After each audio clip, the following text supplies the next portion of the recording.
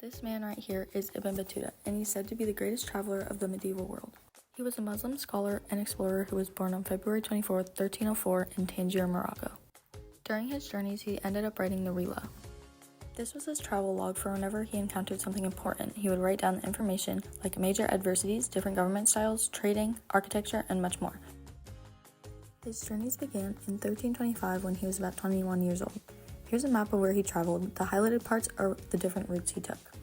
The things that sparked his interest in traveling was that there was no college of higher learning in Tangier, so he wanted to go out and find the best teachers and libraries that he could.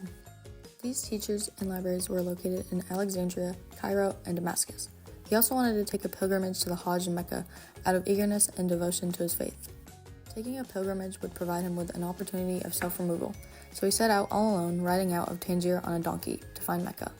Little did he know this was only the beginning of a 29-year-long journey. During all of these travels, he ended up getting married multiple times to many different women. He even ended up having a few kids. When he was in the Maldives, he married 4 women on one island. At that time, that was the legal limit under the Muslim law. Here is a list of just a few of the main places that Ibn Battuta traveled to. So first, he went to parts of North America, the Middle East, Sub-Saharan Africa, East Africa, Central Asia, South Asia, Southeast Asia, China, Andalusia, Spain, and many more. During this time, his travels didn't always go smoothly.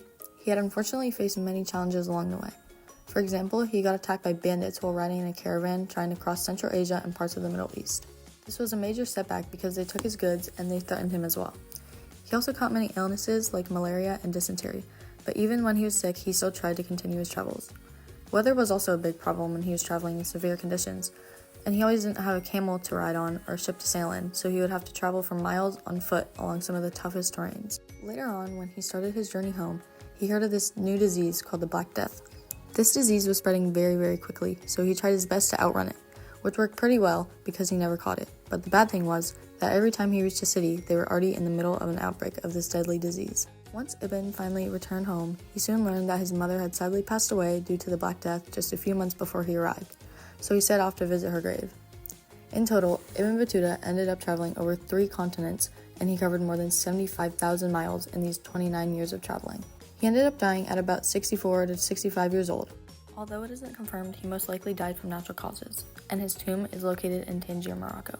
In the end, Ibn Battuta made a huge impact on the Islamic world and our world today because he wrote the Rila, which had many people in his time period benefit from reading it. Since he traveled to all of these places and had jotted down all of his crazy experiences in the travel log, that if others wanted to learn about the Islamic world too, they didn't have to travel near as much as he did. To this day, people read the Rila and they're still figuring many things out that they didn't know before about the world during his lifetime. Thanks for watching.